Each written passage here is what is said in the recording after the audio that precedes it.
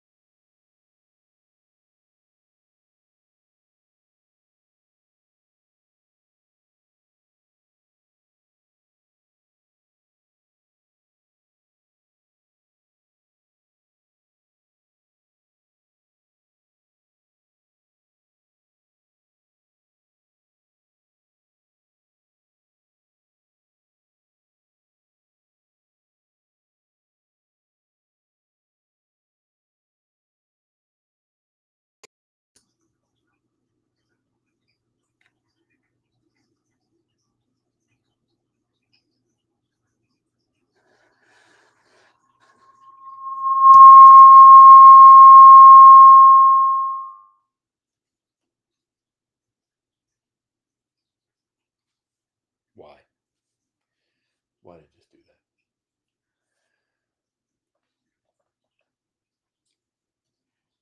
So, ladies and gentlemen who are just joining me on the Yachtib, we're having the opposite day from yesterday.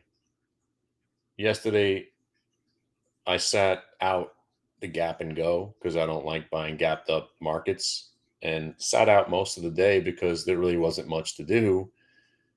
Today was the opposite of that. So today there was actually too much to do.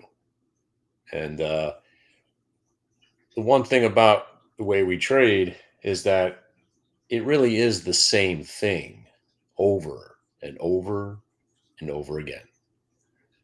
So on a day like yesterday, when you came in to play the fade and there was no fade, there was no trade. QQQ went straight up for about 9 minutes. Then you had a chance to play a slight little fade, and you could sense that it was a gap and go kind of day.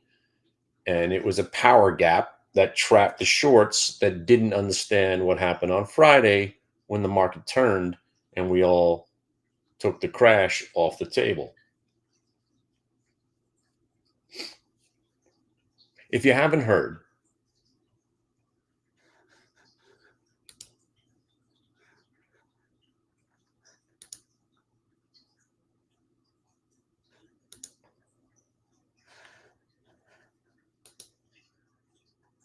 there I am.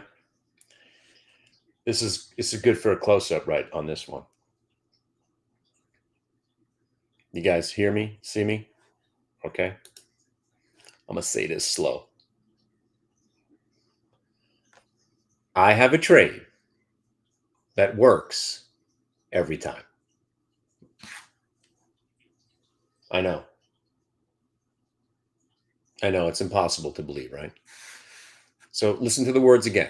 I'm not saying that every trade I put on is profitable, but I do have a setup of a trade that when it shows up and you trade it, you make money on it 100% of the time.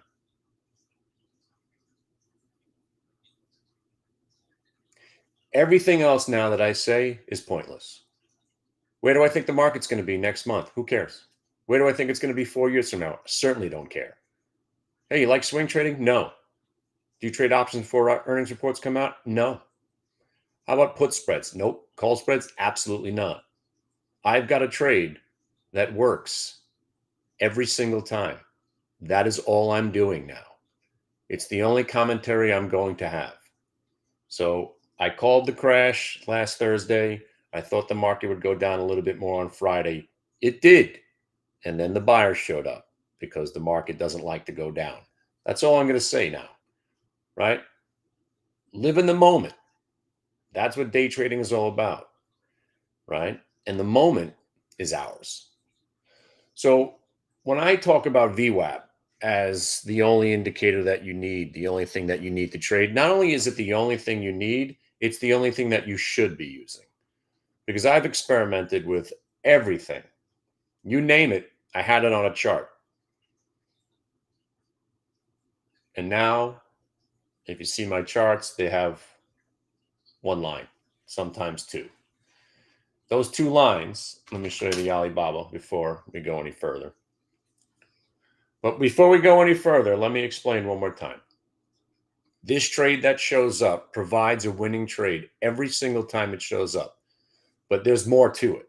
You actually have to take the money. So here's a winning trade. Here's the money. You actually have to take the money. Because 2 Tuesdays ago, about 2 weeks ago, right this moment, I was in the process of somehow blowing. Yeah, don't get your head out of the gutter there.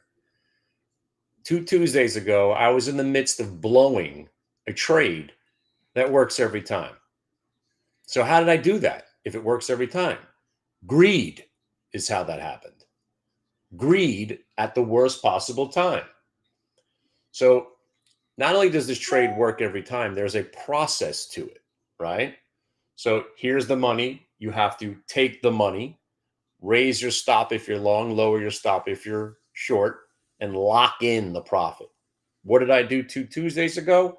Instead of taking the profit where I normally do, I decided to get greedy and added to it, and I just chose poorly. It was that day where the market only had that one up move, and then it rolled over and died and took all my money with me, or it. And I turned a trade that was profitable, so the 100% streak was intact. I decided personally to add to the position because I wanted to see, I was getting sick and tired of having every stock that I sell out of go up as soon as I got out of it. So I said, you know what, today I'm not going to sell any. I'm actually going to buy more where I normally sell it. Terrible day to do it. Rigatoni rolls over, I get smoked. ASTS rolls over, I get smoked. QQQ rolls over, I get smoked. Worst day I've had all year. Moving on, right? Next day, what do? Hey, here's that trade again that works every time. All right, this time take the money, raise your stop. And that's how you make it. And that's how you do it. So don't ask me what I think is going to happen about the market. I don't care. And most importantly, I don't know. I have a better feel for the market than most people. Still don't know what's going to happen, right? But it doesn't matter because you don't need to know. So what we're going to talk about this afternoon or today or right now is using VWAP to confirm what you think is going to happen. And when that happens, when it does confirm your bias, but before we go into that, let's talk about an Isaacism. Isaacism, what's an Isaacism? Isaac was the guy that trained me how to trade back in 1996. Just like Jesse Livermore, everything Isaac said to me 30 years ago still plays today. He taught me to dash for trash. He taught me blow off tops. Taught me about being arrogant, not selling your entire position at one price, all that stuff.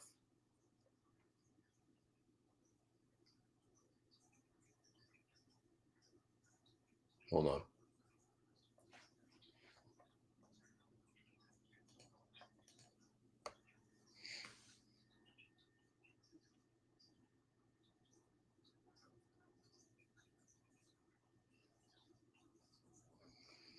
This NVIDIA is kind of disappointing. I'm long NVIDIA. It's not really working out.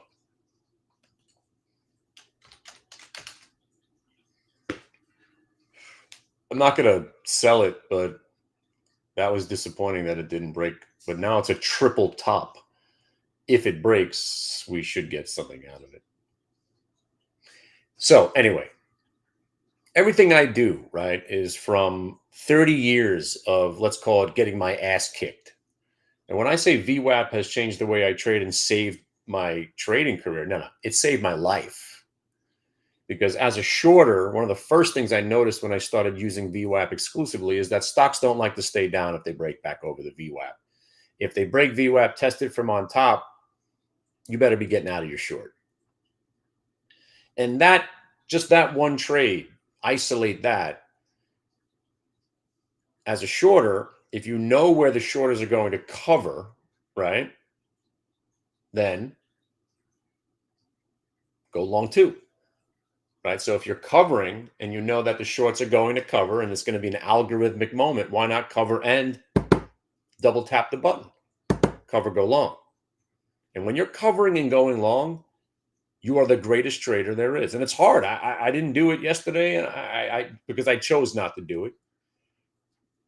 There's a couple of trades today I probably should have done it on Coles, but let's talk about this trade that works every time, right? And when I say it works every time, it works every single time. So how did I blow it? Let me elaborate one more time before we go any further. You can still lose money on a trade that works every time. And you might say, oh, hang on. And you might be saying to yourself, how's that even possible? Well, I did it on Tuesday. I added to a position when I normally am scaling out because I wanted to be greedy. I wanted to, finally have a big part of this bull market that I keep missing out on. And of course, the one day I got aggressively bullish, I got smoked. So now we go back to, wait for it. All right, NVIDIA long, it's back in the green now. If anybody's still in, just waiting for to see this. We got to get 793 bid. I can't believe this thing's not breaking 793. What the fuck? Seriously? A quadruple top? No. All right, watch this. I'm going to sell some NVIDIA right now, and it'll probably start ripping as soon as I let go of the button. 72.81 sold. 87 sold. All right, I'm not selling it all because I got to wait to see if this thing breaks the triple top now, the quadruple top. But I'm not going to let it not be a profitable trade now. So now I've taken money off the table. You see what I'm doing there? And if you guys, let me show you the chart on NVIDIA and why we're in this thing right now. Boop.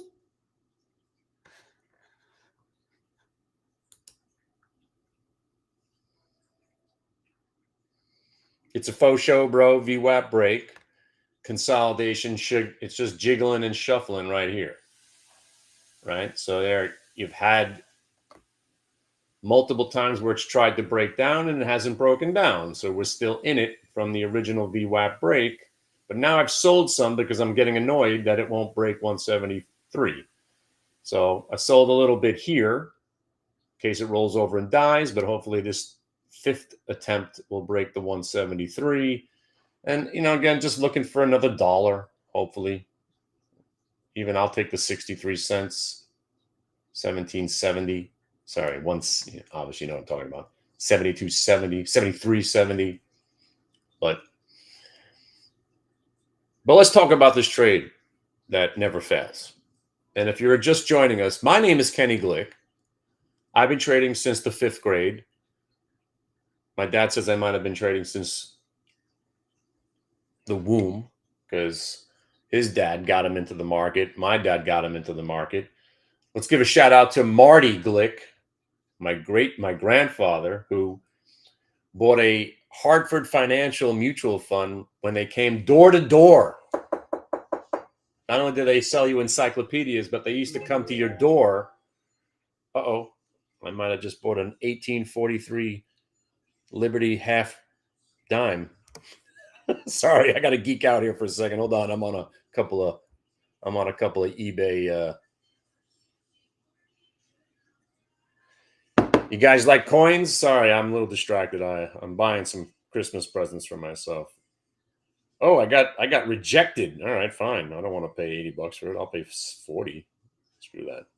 If anybody has any coins from 1843, I'm buying. And whatever you got. Gold, silver, whatever you got. Anything with the 43 on it, I'm in. You got coins from 1943, 1843. And if you have some 1743, I'm interested as well. Anyway, what the hell was I just talking about? All right, this trade. By the way, this NVIDIA, yes! The hell? All right, listen, if I have to sell the rest, I'm going to eat it at the low print right there, which is 171.85. Hopefully that doesn't happen. That's why I sold a couple up there at 72.85. So if I sell the rest, it won't be so bad. Still got the NVIDIA long. Just waiting to see what happens. So let's talk. First of all, not to sound arrogant or conceited, right? How sick was Thursday, right? Nailed it. Talked about it on the podcast, talked about it on the schmooze. Came in expecting one thing, NVIDIA to sell off and the Qs to sell off. Thursday was not alarming. It wasn't surprising. It wasn't flabbergasting. If you read on the internet, it was the most bewildering moment in the history of the market. And to us, that's a standard trade. Gaps that get sold off. Wow. And then it just triggered some algorithms and the market was already weak and it gave way. Wow.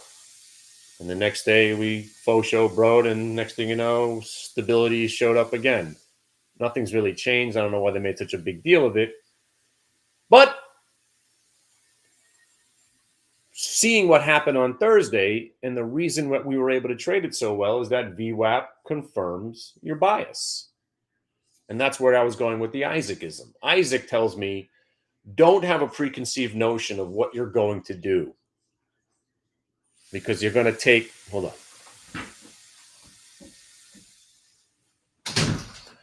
So your brain, right, when you come in thinking, I'm going to do something. By the way, core weave long right now too. Hang on. Just buying. Yeah, you know what? I'm not buying it. Nah, you know what? I don't want to add to a position. I'm just going to hang with my NVIDIA. Core weave just triggered, but I kind of missed it. Let me show you why I'm not buying it. I should be in this thing already. Faux show bro VWAP break. It's probably headed to the multi-day, but look at this move I missed already. I'm not going to chase it. If you're in it, don't sell it. And I should be in this one already. Beautiful setup there. Faux show bro VWAP break. Test them on top. Same trade as always. If you guys are in it, congrats. Hopefully you are. Let's go. Let me just make sure I keep my train of thought here for more than a minute. See, it's hard to do this while I'm trying to put positions on at the same time. This is why we did this thing on Saturday where the market was closed. I hope you guys enjoyed it. So Isaac, as one of the things, taught me not to come in with a preconceived notion of what you think's going to happen. Because then if the opposite starts to happen, it takes you that much more time to accept what you're seeing. Got to check your ego because you thought you were going to be right. So it takes that extra step to realize, hey, I'm wrong. All right, now not only am I wrong, but you got to be brave enough to put money on it, accepting that you're wrong. Let's go, NVIDIA. Here we go. All right. Okay. All right. NVIDIA. Here we go. Now you're getting paid. And if you're in the core weave, I should be in the core weave. Okay. All right. Suddenly I'm Denzel. Okay. All right. Now, I want some more out of this NVIDIA. I waited so long, but, I don't want to get too greedy. Let's see where we're going. Come on, you got to give me at least 173.50, right? Come on now. At least, I was really looking for 173.69. But here, you see the core weave trade? The reason I didn't buy it, especially because I'm doing the show here, distracted a little bit. I don't want to add to positions, but I got my NVIDIA long working out, right? The core weave, again, this is just your classic faux show bro. And again, if you guys aren't trading core weave, stock's great to trade every day. It's on our watch list every day. We were talking about watch list. Don't forget me to go back to the Isaacism and confirming bias. I know I'm trying to have 6 conversations at once while I'm managing my NVIDIA trade. 43 sold to you. 73, 43 for good luck on the NVIDIA. Everybody's long NVIDIA now. If you're long the core weave, you should be looking to sell, but don't sell it all. Isaacism. Don't sell it all at one price, because if you get through the orange line, you're going to go a lot higher. But you sell at the orange as you're making this money. NVIDIA, there's a 73.50. Thank you very much. Have a nice day. Good job. Everybody long NVIDIA. By the way, that came right out of the chat room. Thanks very much. And we should have been in a core weave. I haven't even got to the trades today. So let's talk about Isaacisms again, right? Confirmation of bias. Thursday was the awesome day because the VWAP and the price action confirmed what I believed what was going to happen. Isn't that fantastic? Right? Don't you want that in your life? Hey, somebody to walk up to you. Hey, you know what you're thinking? That's exactly what's going to happen. Go get it. Go get it. Yeah, you're right. Or somebody that you trust says, hey, no, you don't want to do that right now. Don't do that. That's what VWAP is. So for me, and again, this NVIDIA trade, bang, cash. There you go. Oh, right? I could talk and trade, teach all this stuff. Look at me. You guys are long NVIDIA right now. Now you can have it back. Bye-bye. Now you raise your stop to the 173 and hold on. Hold on to the dream. Oh, by the way, this is also in remember the whole mantra, market never goes down. But it went down this morning. Did it? Great. You see, now you understand why I'm a bear. Because days like this are good. Days like yesterday suck. Gap and just go up all day. There's nothing to do. Days like today, as a bear, I know shorting is short-lived and I'm going to die. But damn, it was good. Because we crushed everything this morning, and now we're not short, and now we're long. That's the kind of day you want. So let's go back. Bias confirmation, right? All right, you don't have to look at my face too much. Let me just shrink my face down. Bias confirmation, right? Like if you were looking for a reason to buy NVIDIA today, how about a fake them out, shake them out, fake them out, shake them out, fake them out, shake them out, VWAP break. Fake them out, shake them out, VWAP break. You don't got to ask me twice. The trade works almost every time it shows up. Fake them out, shake them out, VWAP break. I'm in. Right? Shake them out, fake them out, VWAP break. I'm in. And now I identify my risk. What's my risk? Prior low candles. Did it break prior low candle? No. Choppa, choppa, choppa, choppa, choppa. I have to sit through all this chop because it's telling me I have to because it made a new level right there. If it would have broke here and here, I would have said, this trade sucks. I'm selling. But because it didn't, Blanche, because we only trade what is happening, did it break those prices? No. So you're still in the trade. Now it went to the prices where we thought it could go. Sell it. Right? Now you sold and you raised your stop to, let's call it 173, 70, 68, where we sold some on the way up. That's where your new stop is. So now you think, hey, Kenny, could it go up to the orange line today? Yeah, maybe. I'm willing to hold on to some now that I've taken some profit. If it breaks down under here, I'll sell the rest. If not, I'll hold to see if it gets back to the high of the day, maybe even the green line or the orange line. Okay? All right, so now let's talk about bias confirmation. You guys know that I hate Chinese stocks, right? I think it's an insult and disrespectful to America that these worthless piece of shit communist stocks trade on our wonderful stock market. I think they should all be delisted. They should all be zeroed out.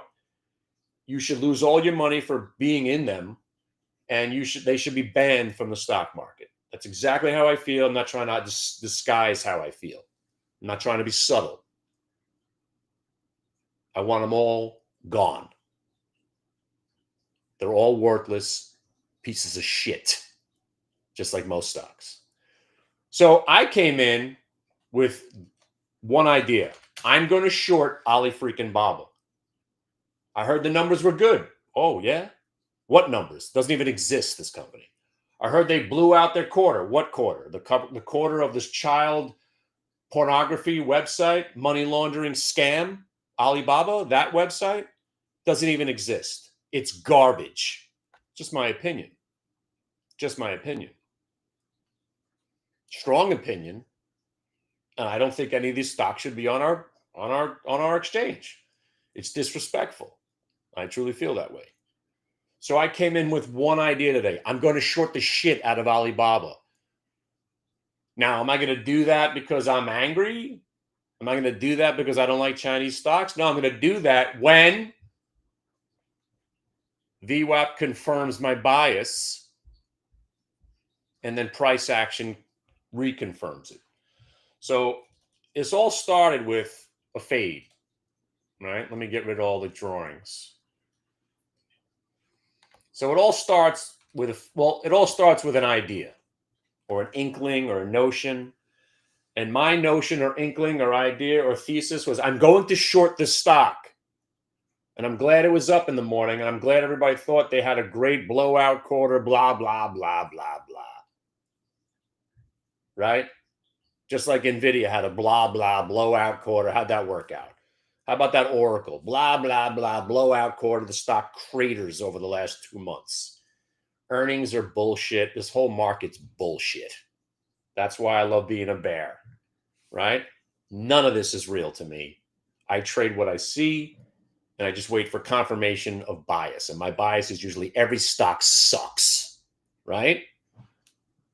Except for NVIDIA right now. Yeah.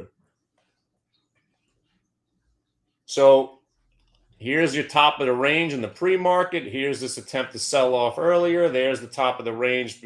You know, again, depending on when you woke up. Anybody still long NVIDIA, please sell some right here. Hang on. And right now, if you're not long NVIDIA, ask yourself why. What are you doing? What are you doing right this second? Why wouldn't you buy the #1 stock on the planet when it faux show bros and breaks VWAP? That's the only time to actually buy anything, especially the #1 popular stock on the planet that for some reason is down 8 points today on some bullshit on bullshit, whatever the bullshit was. Blah, blah, blah, bullshit, bullshit, bullshit. Nobody cares. Stock breaks VWAP, buy it. So let's go back to this Alibaba trade, right? It's fantastic, right? When what you think, as my mentor used to say, I don't care what you think. You think, oh, no. So he would say, I'm glad you think you know something. What you think you know. What you think you know. But I do know. You don't know anything. That's what he used to tell me all the time. You don't know. Nobody knows. You think you know. So with this trade, it confirms what you think you know. Ain't that a great feeling? Hey, man, I have a feeling this bobble was going to sell off today because it's a worthless piece of shit Chinese communist stock that serves no purpose in society. Oh, look, it's breaking VWAP. I guess I should short it. And then it goes to the orange line. And you're thinking, man, Kenny, this trading is as easy as you say. I know. And we cover 70% of the trade right there because blue line to orange line is what we do. Because this is the market. This is the rigging of the market, right? And by the way, speaking of the rigging of the market, this NVIDIA trade, right? What does 172.50 get you? 172.50 gets you 175. Where do you think it's going? 175. If it breaks 175, it's breaking the high of the day. You got to start factoring in the stock's about to go up 3 more points. That's why Isaac says, don't sell your entire position at one price because you don't know how high it's going to go. And when you got algorithm, last name Garithim, telling you that this thing could go to 178.20 today, why would you sell it all at one price? You sell some of it to lock in the trade. Then you can't lose. Raise your stop now to 173.71. And now you strapped in with a profit. They can't take the money from you. And now, even if it rolls over and you get stopped out of the rest, you're still selling it at a place from where you're taking profit. You might sacrifice some of the profit, but you got to sacrifice some of the profit to see if it gets to 178.19. Huh? I know a lot about what I'm doing here. See, it's a day like yesterday, which I also didn't know what I was doing, but I hate yesterday. I hate bull markets. I hate gap and goes. I hate Mondays that do that because there's nothing to do. But we did exactly what was there. What were you supposed to do yesterday? Sit, do nothing, wait till the market closes at highs. Nailed it.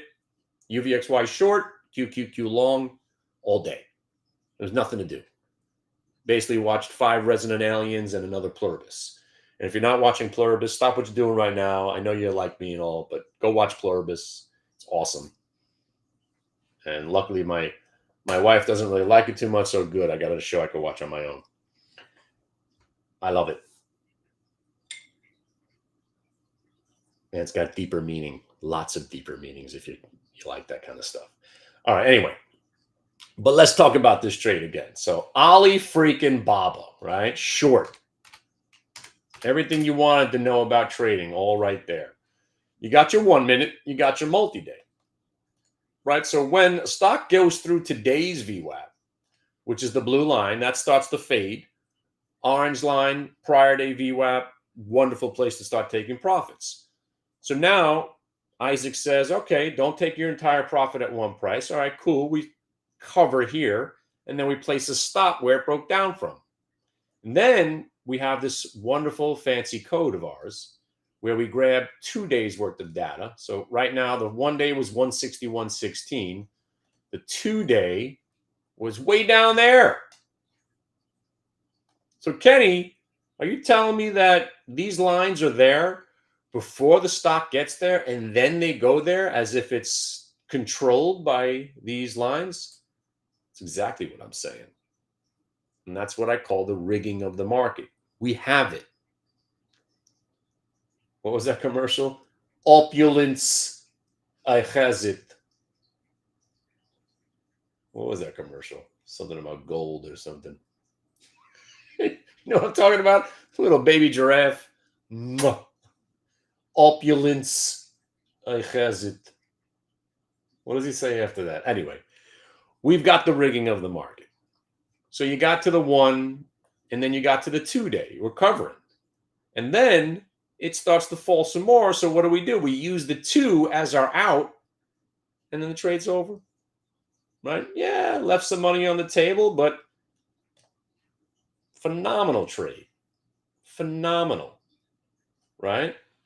And UVXY, by the way, massive size on the offer, 175. This is going higher. NVIDIA, they just flashed a $500 million on the offer. Someone's going to buy it all. Watch, 175.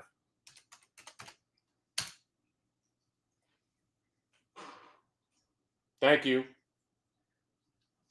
Thank you, Mr. Acavano, 175. Direct TV, right, something like that, right? Opulence, has it. Everything was gold. All right, listen, I can't do any much more for you. While we're sitting here, I gave you the 2.5 point trade. Thank you very much.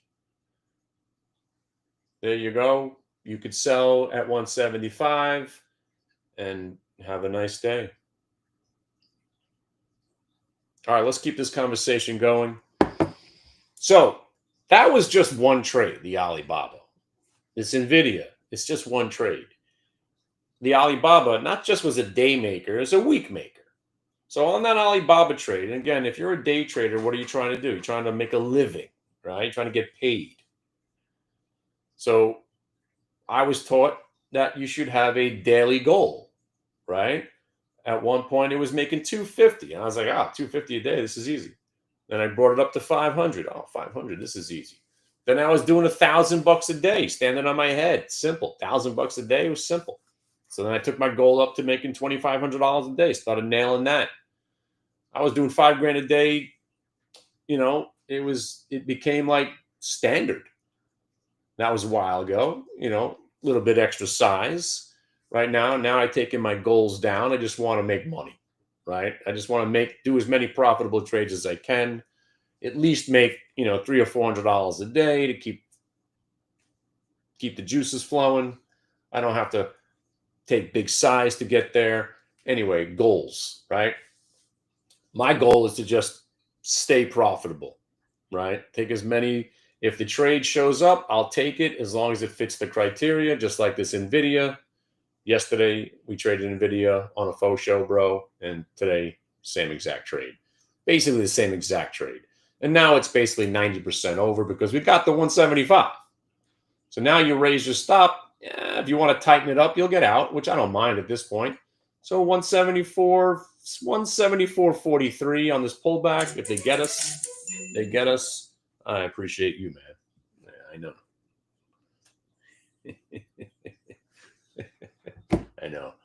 I know. We're going to get stopped out right now. It's okay.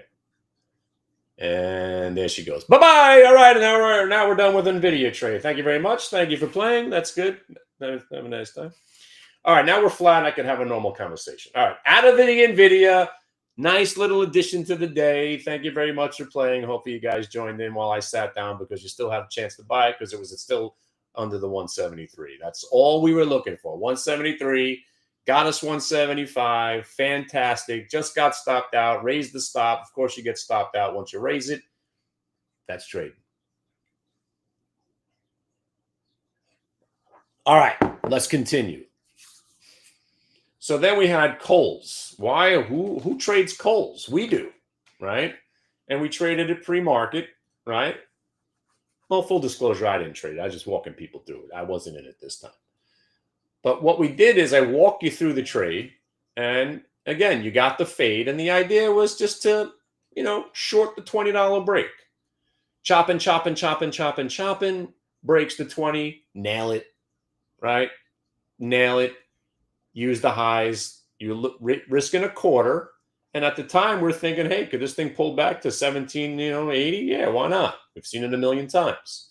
But just to be cautious,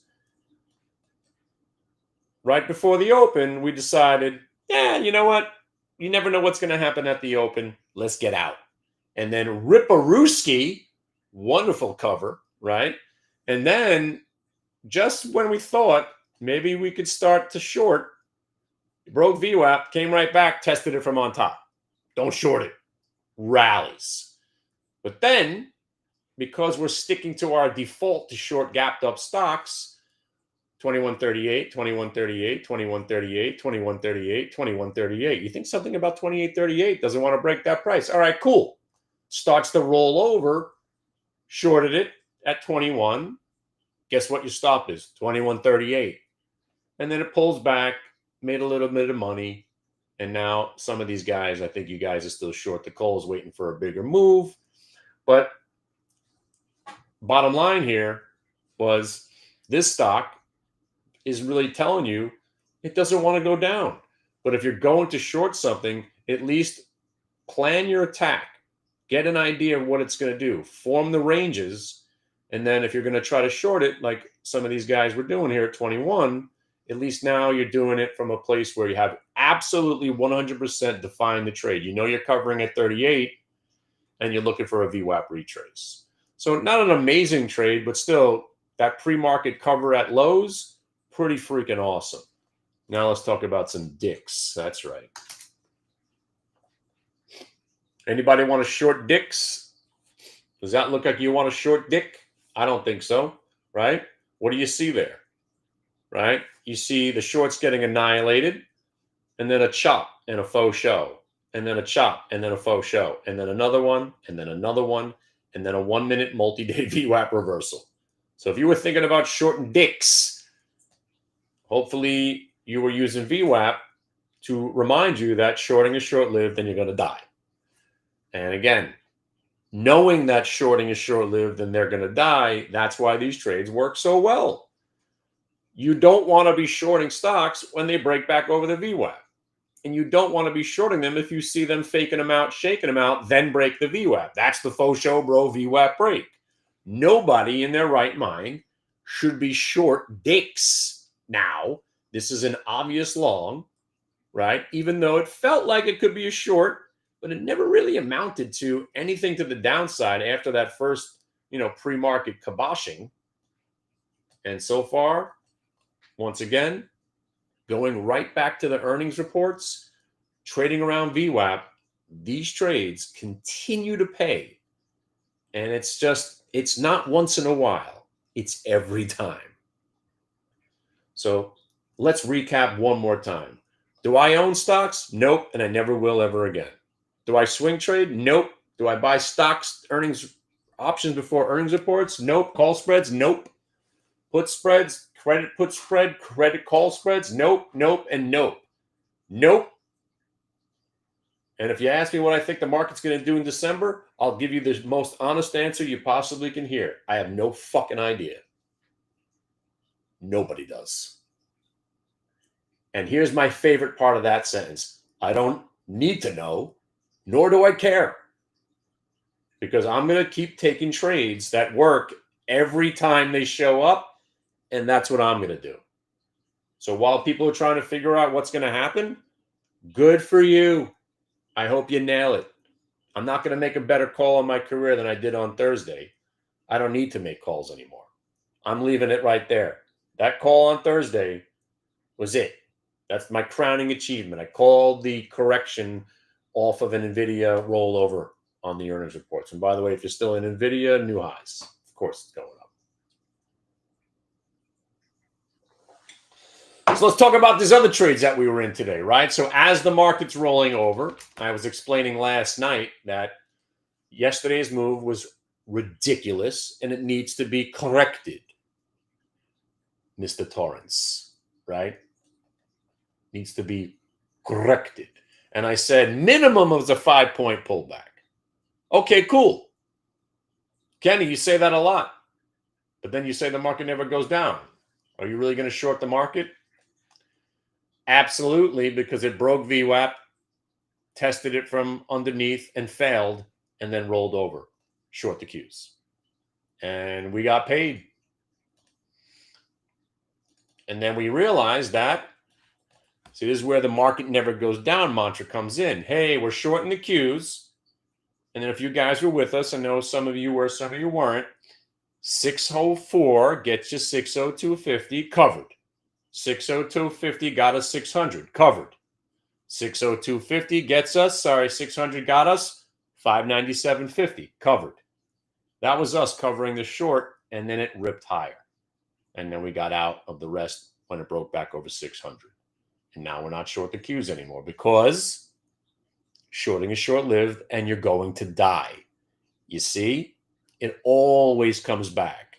Even on a day like Thursday, while we were navigating that short, never forget the rule of shorting. Shorting is short-lived and you're going to die. Right? But if the VWAP and price action give you permission, then you could stay short like the Alibaba. But nobody ever made money fighting VWAP, especially as a shorter. And that's why this trade means so much to me, because it really, not only is it a profitable trade for the long trade, it's a daily reminder. A daily reminder that this market does not want to go down anymore. It's built to only go up. Shorting is short-lived and you're going to die. And if you're not using VWAP as a shorter or as a day trader, why wouldn't you? It provides everything that you need on an intraday basis to make better trades than anybody else that's not using it. And the more people that use it, it becomes a self-fulfilling prophecy. The reason this has been getting better is Solid and I, my disciple, we are like the Pied Pipers of this industry. The more people we teach, the better this gets. And like I've been saying, I've never seen it work every time. And it's working every time. Inevitably, we're going to get some losses. And obviously, I showed you how to blow a trade that works 100% of the time by getting greedy. But as long as you're not greedy and you follow the procedure, the trade works. But if you don't take the money and you let it become a loss, that's not the trade failing. You're failing. You crying? I ain't crying. You're crying. So don't do what I did on 2 Tuesdays ago, right? Don't fight the market. Do use VWAP exclusively. Get rid of your moving averages. There's no need to just stochastics or RSI or moving averages or Bollinger Bands or Ichiro clouds. None of that works. It's voodoo. VWAP is the algorithmic language of the market that we live in now. Accept it, appreciate it, and now take a moment to really reflect. And we'll take this moment together. All right, hold on. I want to show you something first.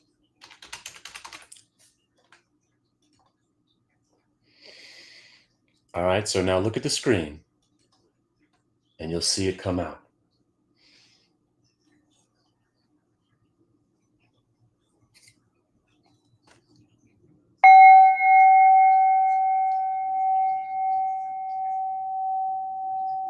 Breathe in the VWAP.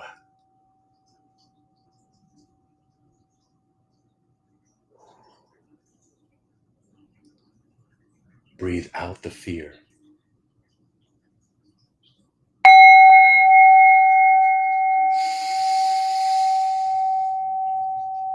Breathe in the VWAP.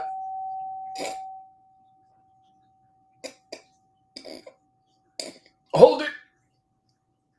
Hold it.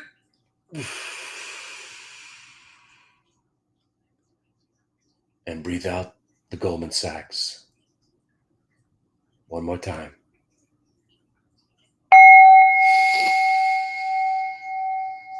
Breathe in the VWAP.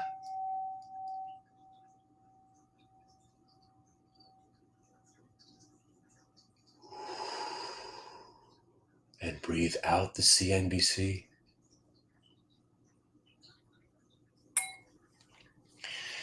You just got 3.5% better at trading.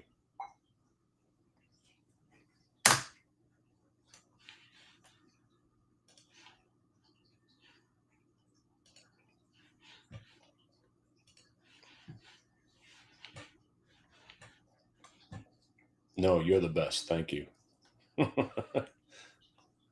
I'm just having a good time. I'm glad you're having a good time with me. Where'd my chart go? Hey, I'll tell you what happened. Hey, Fredo, good to see you. Hey, how's it going over there?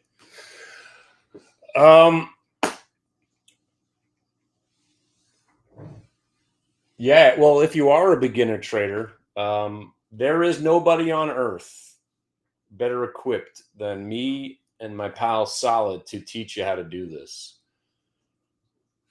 Solid comes from a place of strength too, because he never had to go through what I went through. I learned how to trade from the school of hard knocks and borrowing money from the bookie next to me and my father when I would blow up. Not everybody had. Well, you don't really want to borrow money from a bookie to day trade, but that's where I was at one point in my life, because I was embarrassed to ask my father again. So I borrowed money from I mean, he's sort of a friend. But 30 years later, oh, you could breathe in the Aaron Burnett. No, you could breathe in Aaron Burnett. Don't get started now. But this stuff that we do, right? It's never going to be easy, as I proved last Tuesday. It's never going to be easy, because you get days like yesterday where you get frustrated and you just want to do something and you wind up doing something stupid. These trades instill the discipline that us nudniks need. I'm a very undisciplined. I'm conservative and disciplined, but I'm undisciplined at the same time. I'm very emotional, if you know me, right? And I got to keep all that bottled up. VWAP does it for me, because it's telling me whether I'm right or wrong, and it's a big thing. And then the price action gives you where you're supposed to be taking these profits or taking your small losses. And then you go back to Isaacisms, enthusiasms, Isaacisms. Don't ever get out of your entire position at one price, right? And by the way, if you don't think me sacrificing 200 shares to the cause when I sold some NVIDIA right before it exploded, I did that for us, because sometimes you got to sacrifice something to the stock gods for the bigger move. And that's why what I did there was I sold 150 shares. Well, it was two reasons. I wanted to see if I could make the stock go up by selling some and taking profits in case it got rejected for the fifth time and then rolled over and stopped you out. If you take something off the table and then you get stopped out flat, you've made something. In this case, the ironic trade is I sell, stocks go higher. We all had that experience. It happens to me more than often. In this case, I kind of I still had a little bit, but I sold a little bit. You just don't sell it all at one price. Even when you're losing money, you're not supposed to sell it all at one price because you got to remember those faux show bros, right? So hang on a second. By the way, if you're still in the Burlington, well done. Who the hell even thought we would be looking at this stock today? And it's so great. So here's this is the original fake them out, shake them out. Fake them out, shake them out, got to the VWAP, but didn't break. Then it did break. And just for good measure, little faux show bro action right there, because the market tries to get you out before the bigger move.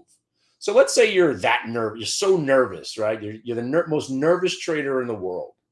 This style of trading will calm your nerves as long as you don't sell it all at one price. So let's say, oh my God, it's breaking VWAP. Okay, you sold some. But the last pivot point is where you sell the next leg.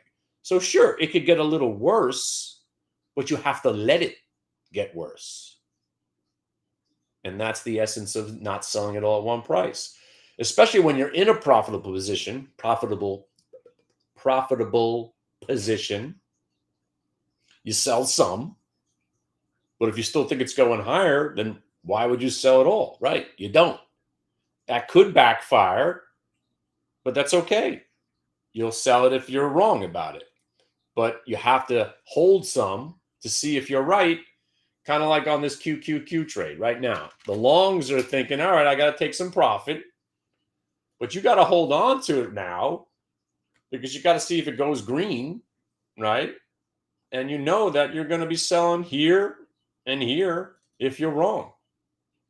If anybody is long accused now.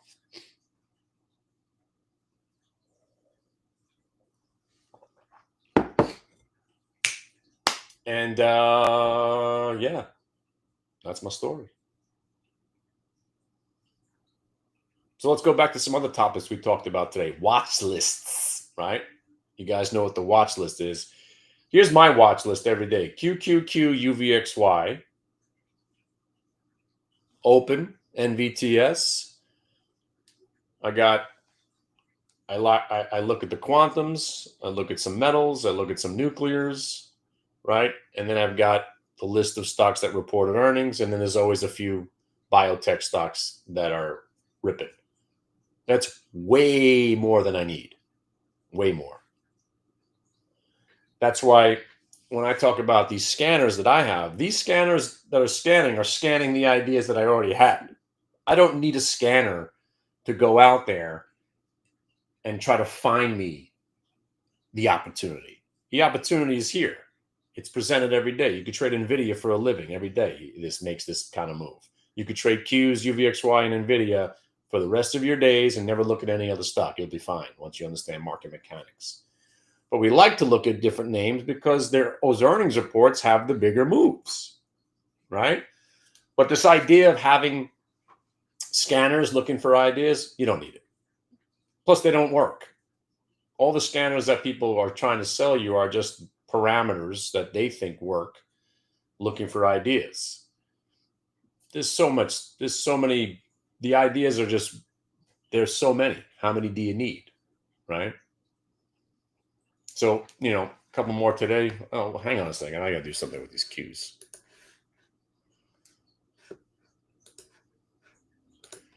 And if you maniacs are around Friday, I don't usually put trades on Friday. I've had very bad luck on those. I've had terrible days. I always come in with the same idea. All right, it's a holiday shortened day. I'll just do one trade and get out. I usually just do something wrong. The day before Memorial Day and the day after Thanksgiving, I've lost almost every year. But if I'm not hungover, which is a good chance I will be, maybe we do hang out. I'll launch the room. Maybe we hang. Maybe we open it up for everybody. Maybe have like a midday schmooze or a hangover schmooze. Hangovers. By the way, UVXY short today, right? Oh, the reason I was bringing up watch lists and scanners is Olma, right? So this stock now has entered our realm 6 or 7 days ago, right? And it has been one of my favorite stocks to trade over those last 5 or 6 days because damn, it's active. It's shortable. It faux show bros. It rips, it rolls, and it's awesome to trade. And it now has become one of our favorite go-to names. And that's what I was talking about earlier about Watchlist, right? So it's earnings, stocks that are in the news, and your personal preference of stocks that you like. And then when something's cooperating, you keep going back to it. When something stops cooperating, like USAR, which is dead money piece of garbage now, stock doesn't do anything. Oh, there's actually a decent move today, but it's now kind of like dead, and I moved away from it. But right now, listen, if you're long the Qs, you got to stay long because we are about to completely crush everybody that still thinks shorting is a viable way to do this. We shorted the market. We made money. This is a perfect example of why I remind you. And again, if you're not in on the joke yet, the market never goes down. You know, it's like, I got to say this every day, but it's a mantra. If you live by it, you'll appreciate what I'm laying down here. I know more than most. I think we all understand the market can go down, right? We all witnessed it on Thursday, right? But the idea of it staying down, that's ridiculous, right? It does not stay down. And that's why if you are shorting the market, and it was fantastic, we got paid. Nice. But the whole time we're covering on the way down, covering on the way down, covering on the way down, covering on the way back up, trade's over. So when you are shorting this market, and anytime you're short, you better walk through those steps like you're at an AA meeting. Because shorting is short-lived and you're going to die. I don't know when it'll actually, I don't know when we'll ever have a 3-day sell-off. I don't know, and if it's ever going to happen. But when is the last time we actually sold off 3 days in a row and you actually thought, oh my God, this is pretty scary, right? When? February, right? I think February, right? Is the first time. It was the only time this year. Even the Trump candles, that was just one monster down day. The next day we were up huge. Next day we were down big again. And then we had that monster engulfing green candle. Even COVID. COVID was monster down day. The next day we'd rebound and then we'd sell off again. You generally don't have 3 down days in a row.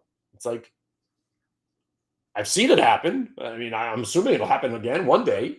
But man, it really doesn't happen. And you got to factor that in. And that's why when I say shorting is short-lived and you're going to die, you know, I'm sure there are people betting against NVIDIA thinking, oh, this is a bubble, which it is.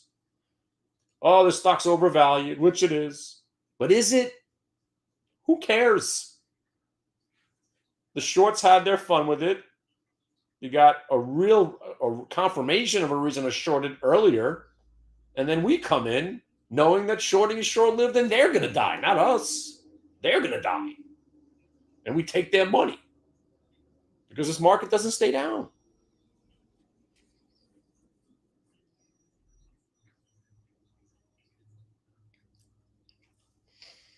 And that's why these junky stocks that I love so much that came back, like ONDS, this is, you guys know about this stock? This stock was a joke. This was an Andy Dufresne that was just a penny stock. I knew nothing of this name except that it Andy Dufresne. And if you guys don't know what the Andy Dufresne is, that's when a stock crashes and then it just goes dormant and then comes out of that sewer pipe, you know? So here's your, you know, if you want to look at it on a monthly basis, and really you don't really see it as much, but if you go on a, you know, if you go on a daily, you'll really see it. And then it had this one move. That's the Kardashian bottom. So Andy Dufresne, Kardashian bottom, breaks out of there. You're a buyer. And by the way, Qs are going green, right? Oh, man. Talk about a market that doesn't go down. Holy freaking shit. See, when we rolled over and broke the VWAP earlier, I thought this chop, I thought we were going to sit in chop, bearish chop today. Completely wrong, as always. Because anytime I have a premise of the market actually staying down, I'm wrong. So if you want to be delusional about it, let me know when you can stay short the entire day. Even when the market gets hammered, there's a point where you usually have to cover. Even Thursday at 5, when the Qs broke over 594, I was done. It was a 4.5, 6 point bounce. I'm not going to stay short. So even on those days where it seems like, oh, all you had to do is short at 9:30 and hold till 4 o'clock, it's never that easy, especially as a shorter. I'll tell you something about this Zoom trade. Completely wrong. I mean, I came in thinking, all right, we're going to hammer this thing. And right here, when it tested the VWAP, I was like, all right, I'm not going to short it yet. And then I was waiting to see it test the high. If it would have rolled over, I would have shorted it. But it broke the high. So as I'm sitting here, hey, Kenny, weren't you thinking about shorting it? I was thinking about it. And now it's 10 points higher. And I'm still thinking about it. That's trading, right? So now, okay, all right. I thought this stock would be $50 today because I think it's worthless. I think a lot of stocks are worthless. But now that it's channeled and broke new highs, if I'm going to short it again, it's going to be at 88.97. And I'll look for that little dollar possibly later. I'll still stalk it. But this stock told me to shut my dumb mouth, get the hell out of its way, leave the kid alone, and let it do what it needs to do. Doesn't mean I won't attempt to short at one point, and watch, it'll be right now. As a matter of fact, actually, you didn't see how it just hit the whole number? Normally, I want to see it get to 90 at this point, but that'd be funny if it turns into a short right now. And also Kohl's. This is just based on how is this stock up 35%? I mean, that's a huge number. But damn, this thing don't want to go down either. So, and again, listen, stock doesn't want to cooperate. You don't fight it. That's how you blow up.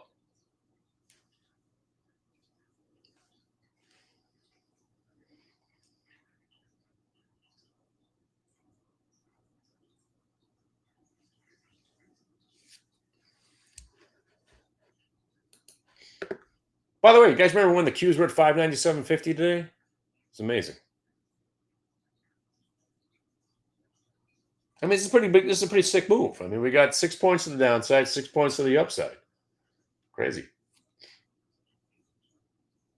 See, and this is why I'm a bear. You get better days to trade with more bearish volatility out there. Because when the market does give the shorts an opportunity to make some money, it never lasts. That's what makes those good days, because you know it's not going to last. You know the market's going to fight back. By the way, if you're in Burlington, fucking A. New highs again. Damn. Nice play.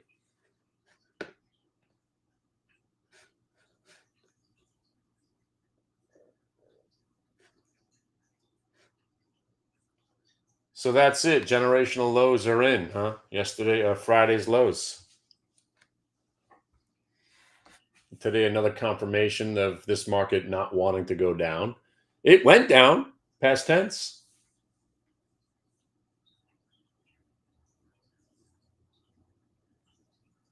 It's amazing, actually. Fucking crushed it. Ba-dum, bum, ba-dum. So what do you guys want to do now?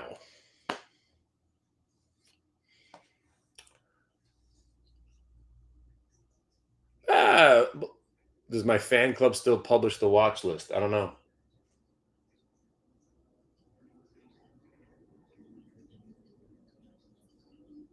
I guess you missed the point of the last hour conversation. Every stock's on the watch list. Once you know how to trade, every stock's on the watch list. Or you could just trade Qs, NV, Qs, Open, and UVXY. Just look at companies that report earnings.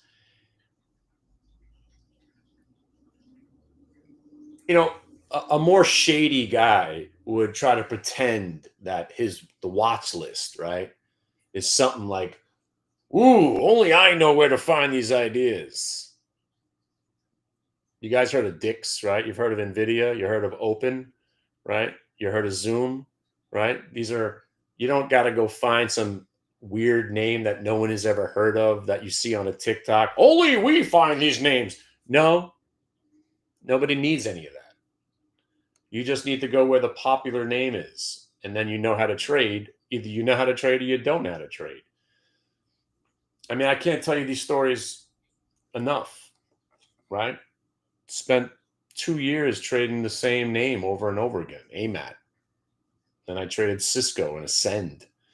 If you remember, ASND was a mini Cisco until they bought them out. You don't need $3 stocks going to $6. Those are usually pump and dumps. You're going to wind up getting burned on those anyway.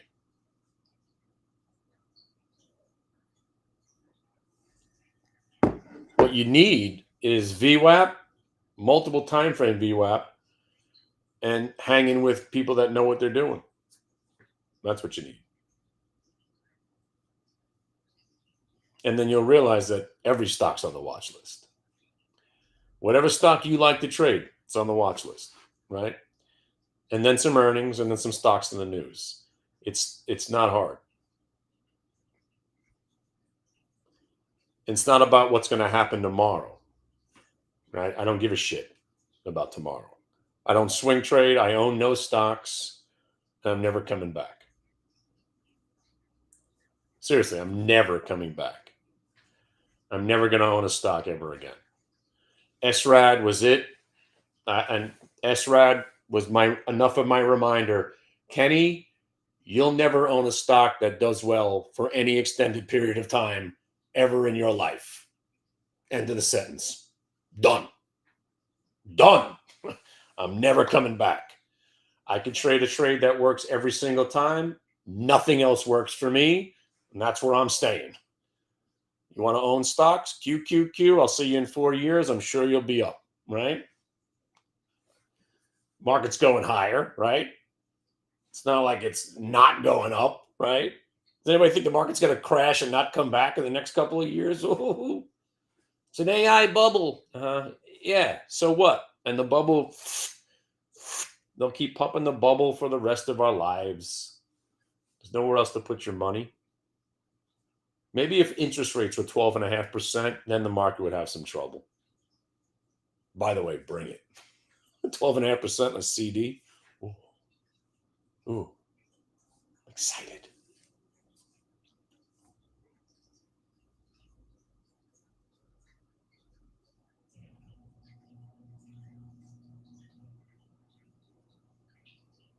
But I'll tell you something about today.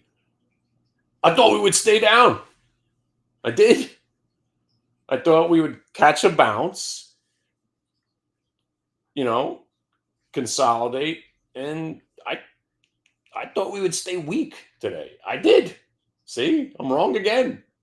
But can't take the money from me now. Right? It's just so sick.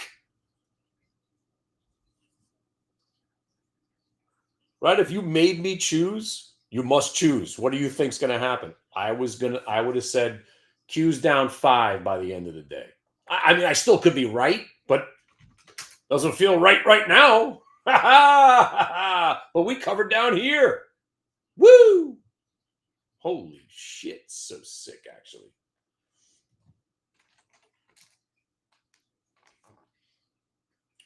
No, the only stock I'm going to own if the market crashes, I'll buy back Palantir and Tesla.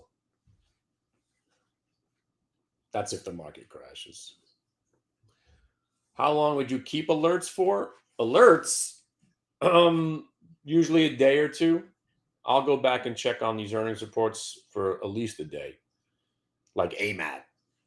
We got paid on that Friday. The stock followed through Monday, followed through on Tuesday. It was pretty awesome. Usually 3 days, but then suddenly your list is like 30. You got 90 stocks you're watching. Usually I go with the fresh name.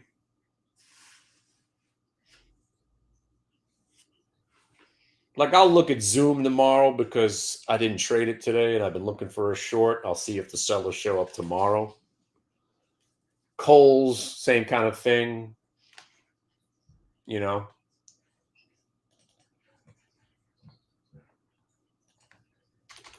some of the names that didn't do what I thought they were going to do, I'll look at them like all of these stocks. Zoom, Kohl's, Best Buy. You know, I expected all these to be shorts and, you know, obviously not shorts.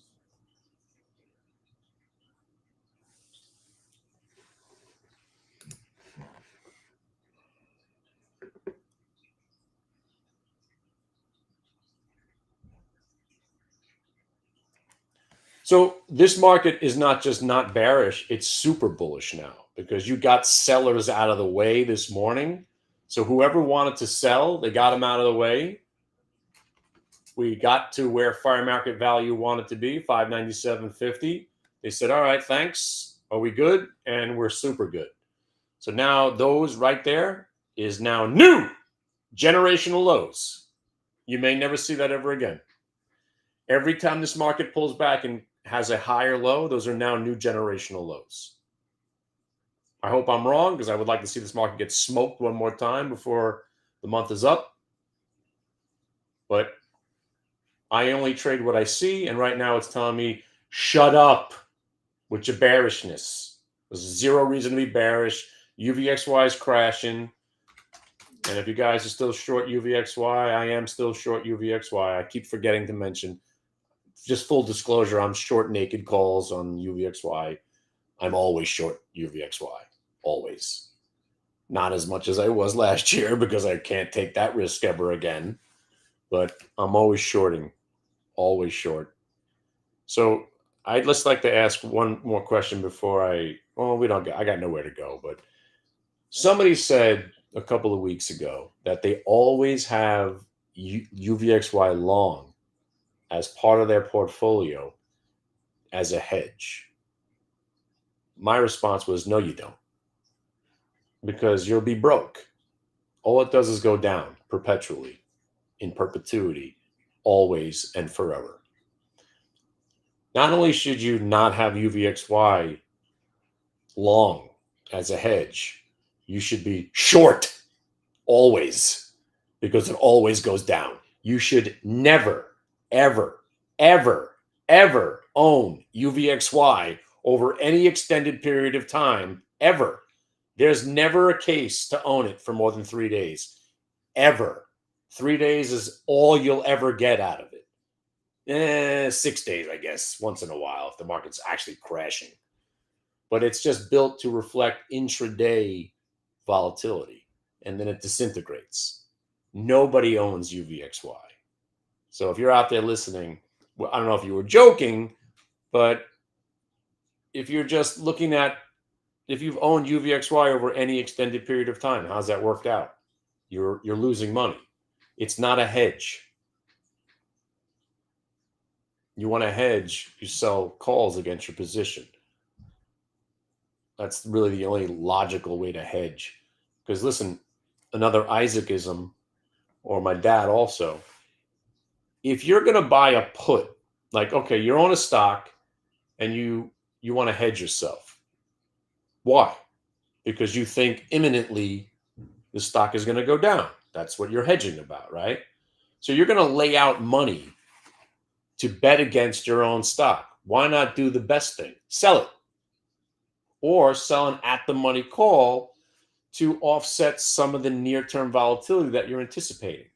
Buying puts as a hedge is not a great idea either because you just might as well sell the stock. If you think imminently your stock's going down, dump it, right?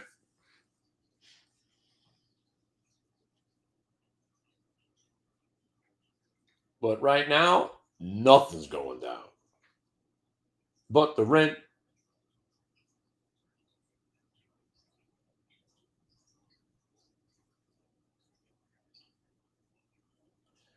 So you see on each and every day, everything that I talk about comes to fruition, right?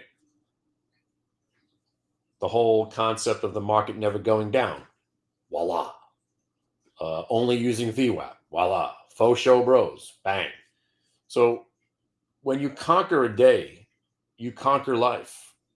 You learn this market mechanics setup using VWAP intraday. You want to extrapolate it, you want to expand it to swing trading and investing, you can. Or take advantage of the greatest setup that's ever been in trading, make as much money intraday, and then if the market some reason crashes on Christmas Eve like it did in 2018, you'll be laughing about it and enjoying it instead of freaking the fuck out.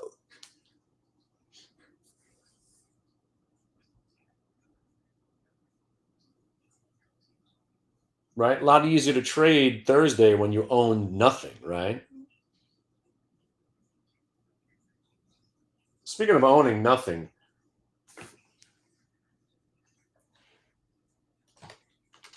sorry, I keep forgetting to mention I own this stock, VICR. It's so dead, you can't look at it intraday. That's why it's like, next time this thing gets to 90, I'm probably going to sell this too. But there's an interesting story. They own a piece of another IPO that's coming out, Cerebus, which is supposed to be a rival to NVIDIA. That's big. And it's coming from a trusted source. And, you know, we're still up 30 points on this trade. If anybody was with us a couple of months ago when we bought it, you know, just difficult to look at intraday because there's not a lot of volume. It doesn't give you a heads up. But you got a little faux show the other day. Hopefully it breaks back out. I'm probably going to sell it if it gets into the 90s again, but we'll see when it gets there. Anybody have any questions before I go eat breakfast or something?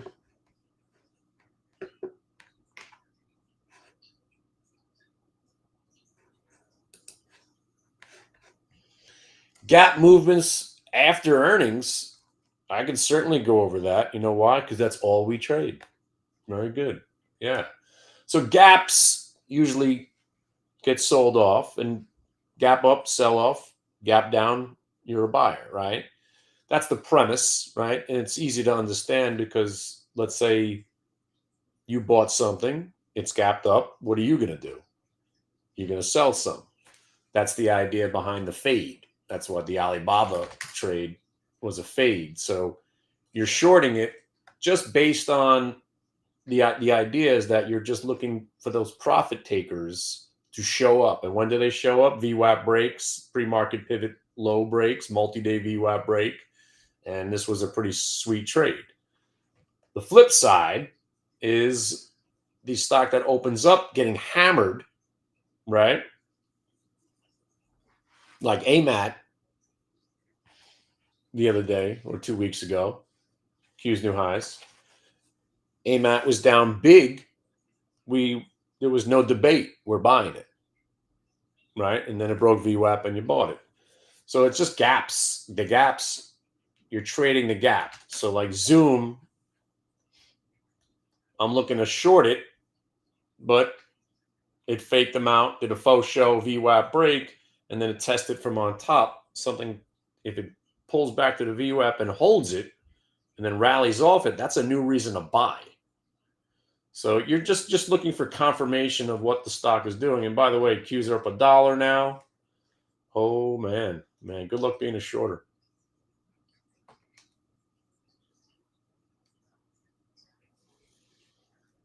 How much leeway do you give when you're long, but it's touching the VWAP?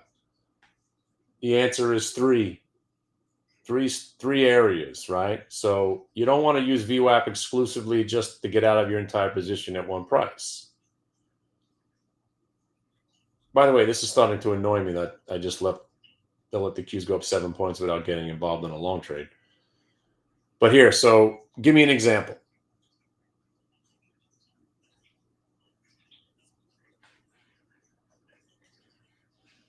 So let's use, I don't know, what did I trade long today? Not much. No, I actually had no long trades.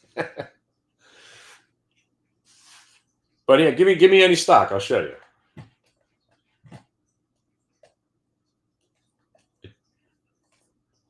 Yeah, let's just go with MBIS because it just went by, right? MBIS.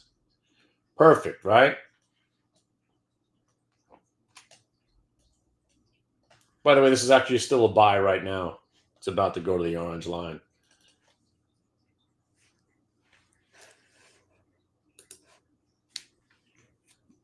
By the way, you guys are long the Qs now, I hope, right? I mean, while I was sitting here, they just rallied for 5 points. You're never going to be able to stay short ever again in our lifetime, apparently. But that's cool because today I only looked for the 5 points. I didn't think it would faux show, bro, and break new highs. That's my, again, I'm always bearish for some reason. But anyway, before I gotta do something. Hold on a second. Damn, these are expensive still.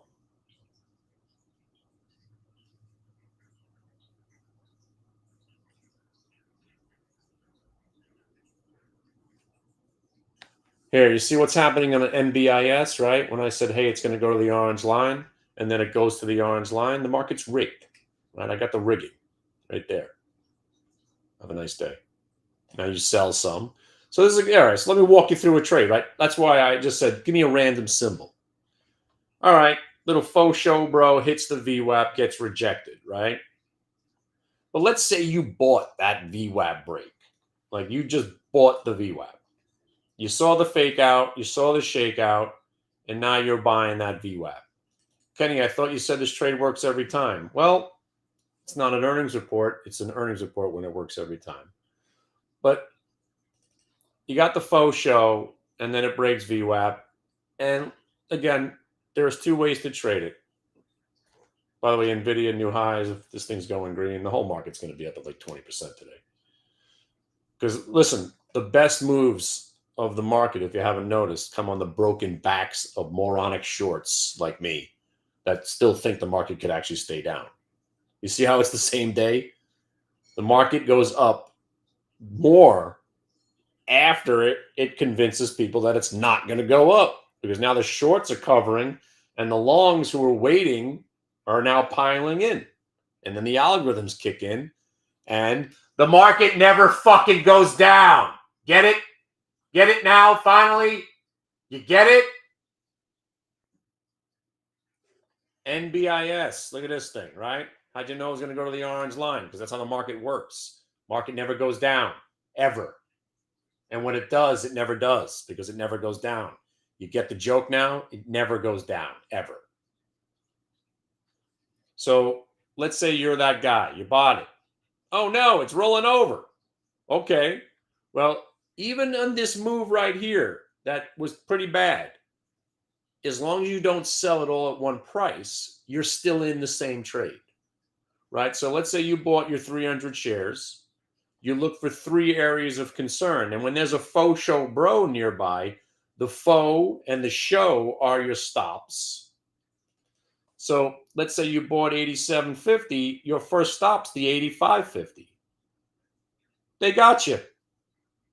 But they didn't get you out of the whole position. And then it made the turn. And when you see that, you're like, oh, they got me for some. Oh, now it's breaking VWAP for real. Let me add to it. And then this move's not even phasing you because your stops are still down here. And next thing you know, you just don't get out of the entire position at one price. So this doesn't even count because you're worried. You're only worried about these levels down here.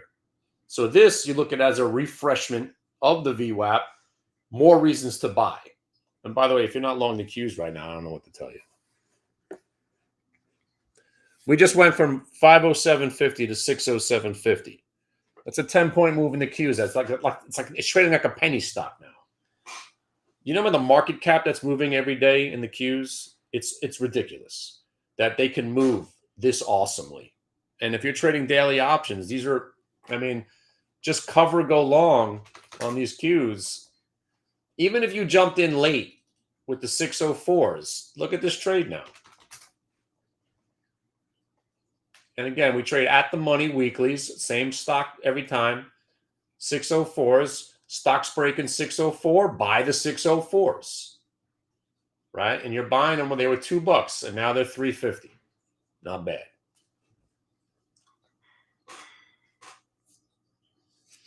And by the way, you're in the midst of the moment that I'm trying to get through to you. Maybe not to some of you guys that know what we're talking about, not to the guy that understands, to the schmuck out there that still puts stuff on my videos. Well, this idiot still thinks the market never goes down. Yeah, this idiot who thinks the market never goes down. How's it working out today? You get it now? Jack off?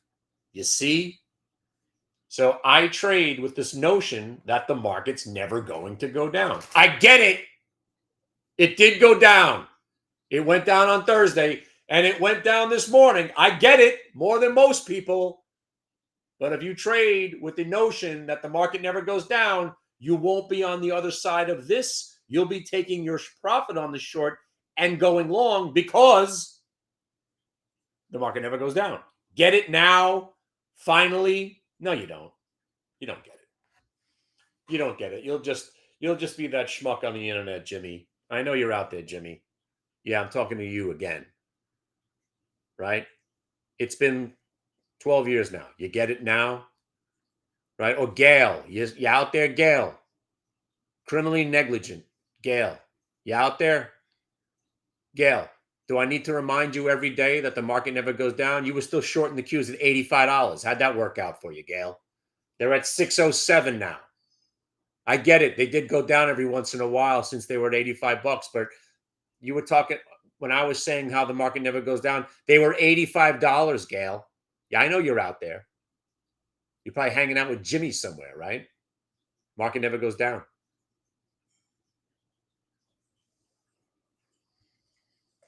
And if you don't trade with the notion that the market never goes down, you're going to get robbed. You're going to get crushed. It's not a debate, right? You're not here to debate. Look at any chart. If you don't understand, yeah, we have some corrections and some crashes, but bear markets, I think a new bear market might be up 12% because this market is never going down ever again. There's too much money. Same thing with this worthless Bitcoin. Inevitably, that's going to bounce too because people like it for some reason. To me, it's a pyramid scheme, Ponzi, but so is the market. The everything go up rally will probably continue forever. You want to buy worthless pieces of garbage that do nothing, serve no purpose because somebody else is buying it? That's the definition of a Ponzi scheme. That's the definition of a pyramid. But if you're all right with it, live the dream, baby! Bitcoin, greatest pyramid scheme ever in the history of wealth creation. There's not even a comparison now. Except when I bring out my coin. We're going to go 65,000x. And I mean it. You guys, everybody put a couple of grand together. You don't got to go nuts. But when I put my coin out, I don't know if I'm going to make it by Christmas, but maybe for Arbor Day or something. It's going to have intrinsic value. You're going to be able to get hats. And by the way, look at my hats. These are now collector's items. You can't even find this hat. You could buy this hat only with the HTB coin. So it gives it intrinsic value right away. Limited supply, massive demand. It's going to be huge. It's going to be huge. Nobody runs cryptocurrency like I do. Nobody knows how to Ponzi scam like I do. And with each coin, you get a free pearl necklace and a book by Josh Brown. What?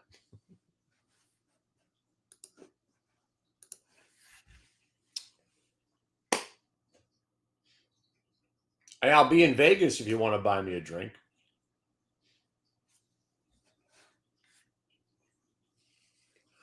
Flipping the book on Oracle? Yeah, that's short. You stayed short this whole time?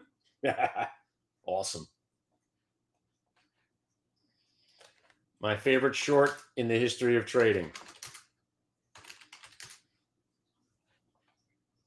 Yeah, I actually went long a couple of days. Oh my God, I went to 185. It's so sick.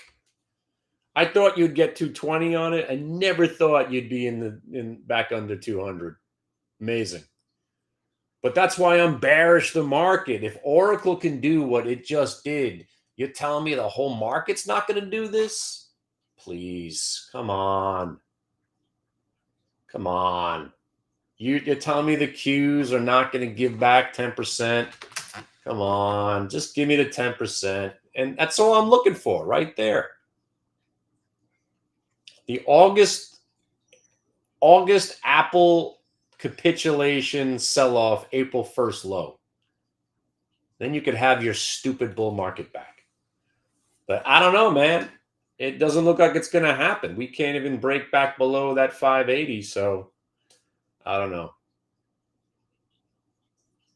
That's what got this whole thing going for me. Oracle and Palantir selling off. And then NVIDIA. You got Oracle, Palantir, and NVIDIA selling off on earnings. How is this market levitating up here? I thought by now we'd, roll over. I mean, it could happen. But good luck staying short. They make it virtually impossible. Yeah, I like it. I mean, I like space rockets, robots, quantum AI. I like the whole sector. I like it all. I do think we're going a lot higher in this. But, again, I just wanted one more massive sell-off to shake out everybody. Might not get it. Could have been it on Thursday. And for all we know is today's now new generational lows, because that was a pretty awesome pivot.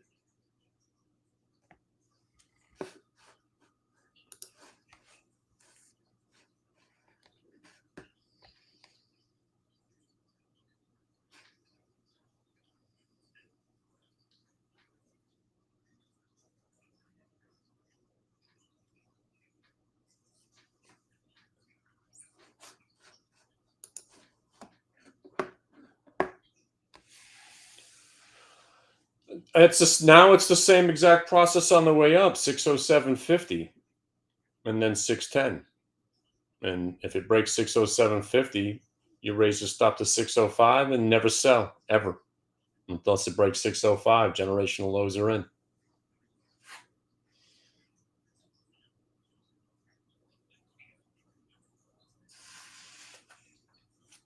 By the way, if you don't appreciate what we're witnessing here on a daily basis and the whole idea of the market never going down, are you delusional? Does anybody see what's going on? How like the market goes down one day and then we're basically strong or flat for 3 weeks, right? Does anybody not catch that?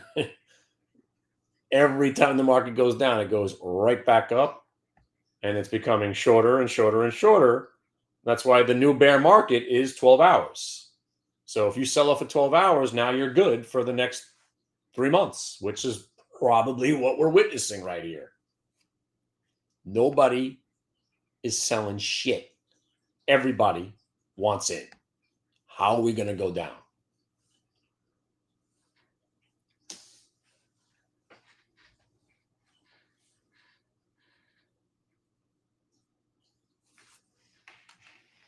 And I will say this again. If your stock is like an SRAD that seems to always sit around red while the market's ripping, your stock's a dick. Sell it. Doesn't deserve your money. If your stock goes down 2 or 3 days in a row in this market, your stock sucks. It really does, like this stock. Garbage. Nothing stays down in this market. Nothing. Sorry, nothing of quality, right?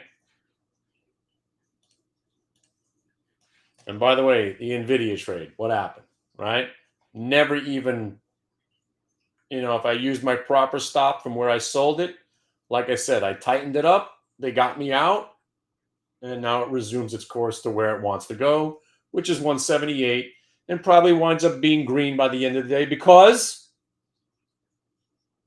the market never goes down. There you go. See, now you're catching on, right?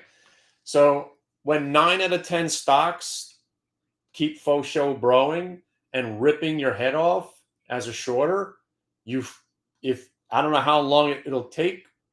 It took me a while, but man, if you haven't heard me mention, the market never goes down, right? So this morning, remember when we were short? Yeah, that was fun. You knew it wasn't going to last. So you cover and you go long because the market never goes down. It's the same shit every day, over and over and over again.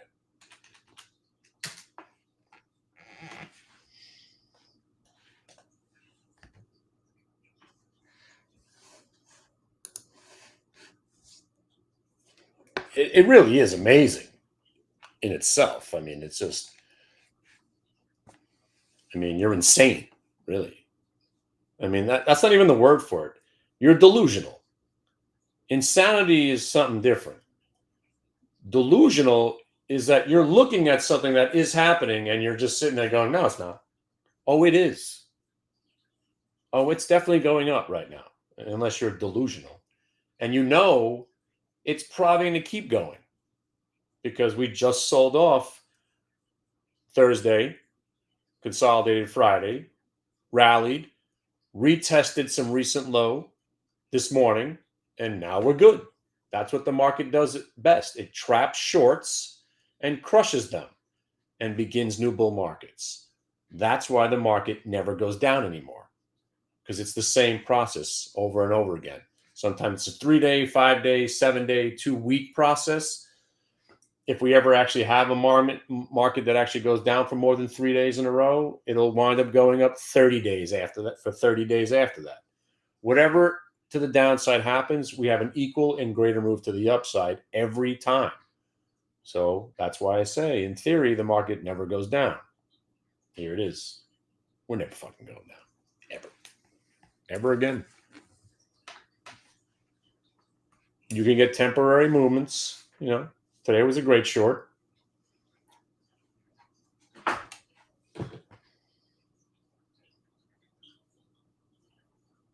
This is why I can't stop talking about it. This is amazing. This is amazing what we're witnessing here. We're literally watching a market that can't go down. I don't know. I'm amazed. I'm amazed by it every day. It is absolutely amazing. I say, where's the money coming from? Who's buying up here? It's all bullshit. It's all bullshit. Just appreciate it. They could click a button and the Qs could be up 30 points today. Doesn't make any sense. There's no reason for the market to rally 22% going into the end of the year after a 50% move off lows, but that's what's going to happen. I don't need to make sense of it. Who gives a shit? Right? Market never goes down. And that's why it's so important. If you are a portfolio person, if you're swing trading, your stock goes down 3 days in a row, end it. End it. No good stock goes down 3 days in a row, especially this year. That's why SRAT, I've been telling you, garbage. Absolute dog shit, right?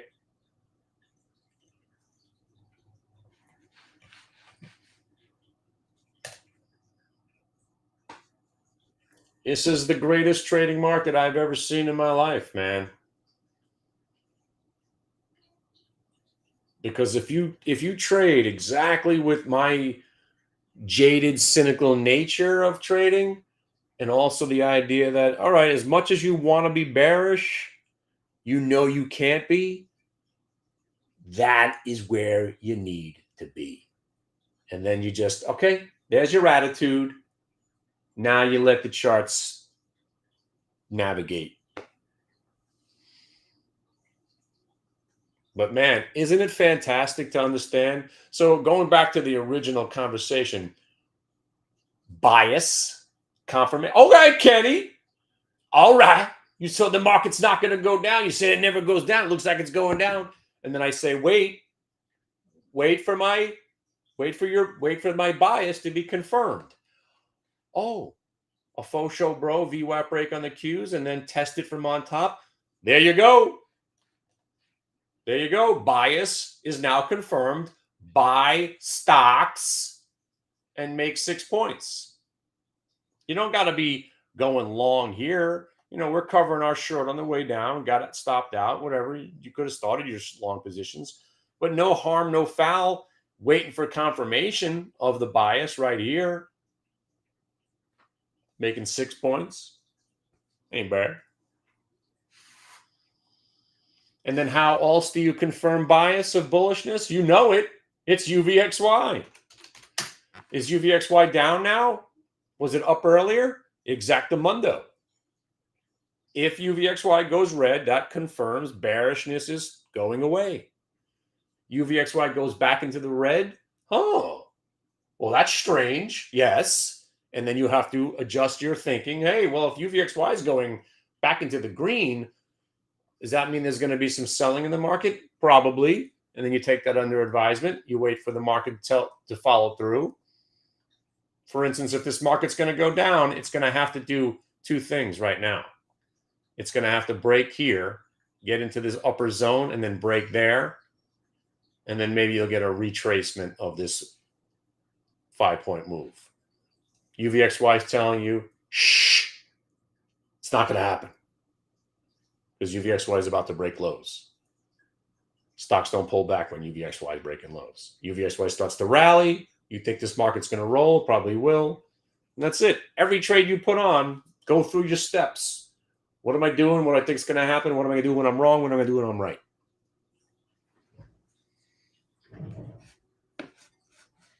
Any last questions? I'm hungry.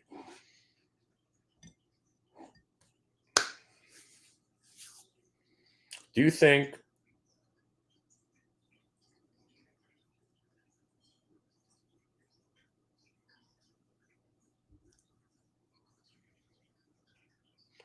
tomorrow's good? No, tomorrow everybody tries to get their last good trades in. Listen, Friday after Thanksgiving could be good. You just got to be on point. You got to take the profits because a lot of times you'll get a nice rip and then you roll back over and then you chop. And you're waiting to get out of that same position and you just wind up losing the money. That's what normally is. You'll have a decent open usually, and it's usually bullish. Holiday shortened days are usually bullish, especially in a bull market. But I don't get that question. Hold on a second. Where is that? Do you think that's why all sell last week, see all the gains, and you're in the wrong trade? That's a lot of words. I don't know if any of that means anything. Do you think that why all sale last week? I feel like I'm talking to a bot, right? Do you think that why all sale last week, see all the gains, and you're in the wrong trade? What does that even mean? What are you trying to say there? That's scary. What does that even mean? Try to elaborate. I'm dying to know what you meant by that, Jay.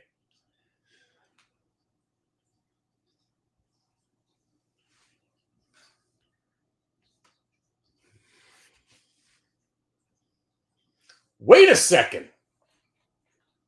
Our old pal Open going negative. We got to short it. Oh, God. Oh, God. I don't want to put a trade on now. Hold on a second. I'm not doing it. I should have done it already.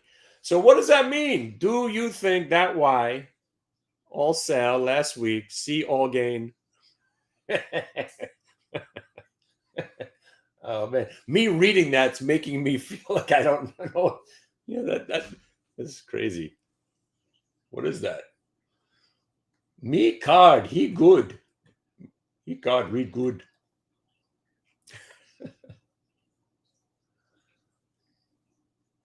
And by the way, this is legitimately my favorite stock to trade. See, if I was paying attention, I would have shorted it already. I'm not trading anymore. I'm done. I should have been long the Qs. But if you want to elaborate on that, I'll answer. I don't know what you mean.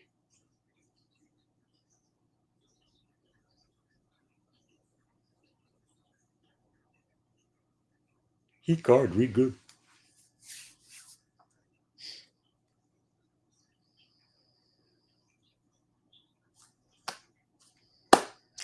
But speaking of Fridays, let's see. Who's staying over? My cousins are sleeping over, so it could be a late night. I'm not sure who's staying over. I get cousins, aunts staying. I probably will be here. Maybe I'll schmooze it out. Send me an email. Get on my email list. Make sure you're on my email list. KennyGlick at AOL.com. That's right. KennyGlick at AOL.com. And if I do something Friday, I'll just bring you into the schmooze room, make it easier.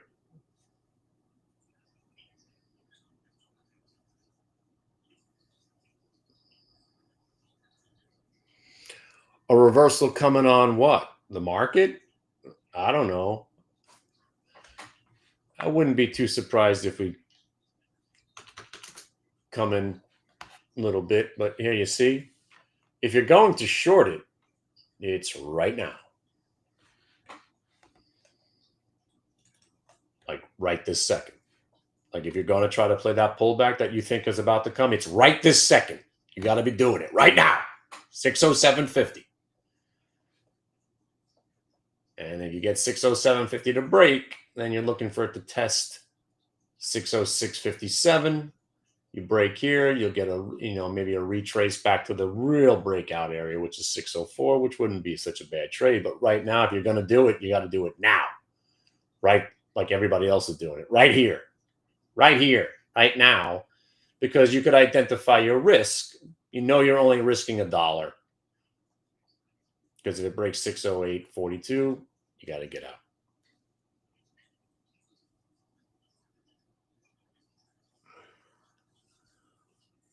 You know you're in the wrong trade if you see the gains taken from last week from all the sales. You mean if the stock's given back everything it made last week or something like that?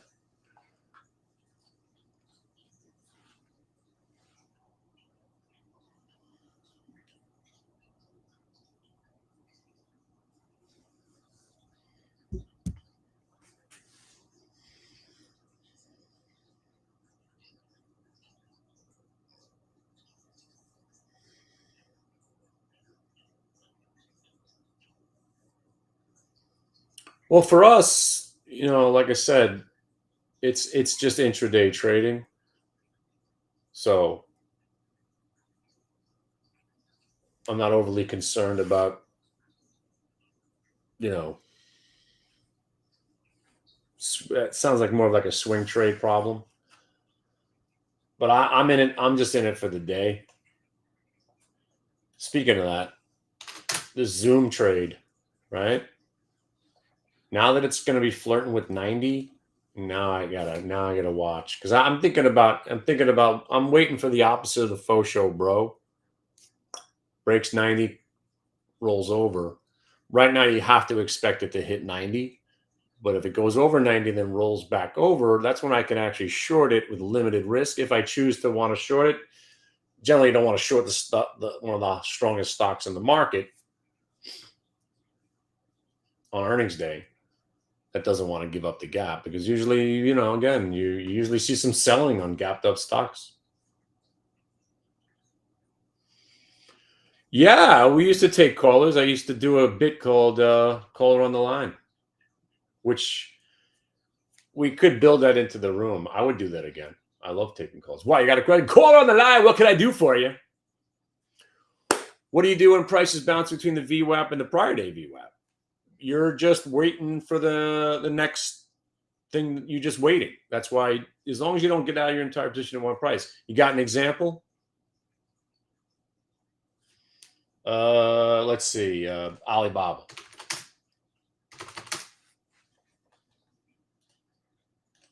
So Alibaba got through the 1 minute, got through the multi-day. So then I look at 2 days worth of data. It's below the 3. So I guess in theory, it's between the 1 and the 2. So for me, if I was still short Alibaba, I look at 3 days worth of data first. At the 3. Let's see what 4 days. Yeah, you're basically there. 5 days. Yeah, nothing's really changing. The stock kind of been flat, right? So when you got something that's VWAP's not helping you, then it's just go back to price, right? So these levels where it tried to get over are your two stops. And then you're just sitting there waiting to see if it rolls over some more or you get stopped out. I think that answers your question.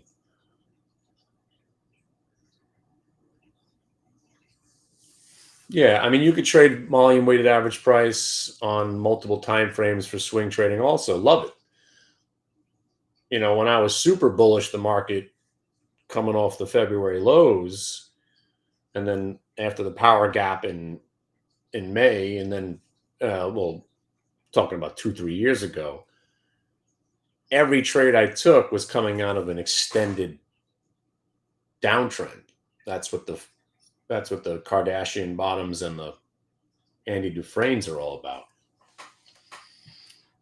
So any consolidation over an extended period of time comes out like that's ONDS, which is the sickest Andy Dufresne, I think, of the year. This thing, look at this nasty craziness. This is a yearly VWAP, right? So this is the Andy Dufresne meets the Kardashian bottom 1 year VWAP break. I was on this stock before I even knew what it was. I didn't even know this was a drone stock. I probably would have taken it a little bit more serious because I'm a big fan of the drone stocks. But you see how here, so let me go over, you'll see it on a 2 year. You actually got to go 3 years on a daily, you'll see the whole thing. Well, you can't really see it here, but wait a minute. Man, this stock's been on more than 3 years. What? 4 years? Yeah. Really? Wow. All right, so there you go. It was an IPO. Actually, it's actually been 5 years. Wait a second. 5 years, 5 years. Yeah. You know what? I'll throw you 5 years on a weekly and you'll get to see the whole thing. Yeah. There you go. So any extended period of time, VWAP's just taking everything into consideration and spitting that one thing out for you. So for us, you know, it's chart pattern recognition meets the VWAP. So this stock was going Andy Dufresne. That's when you're just going sideways. And then you come out of that chart pattern. So let me go. Now you see it on, this is a weekly. So now if you look at it just over the last 2 years on a daily,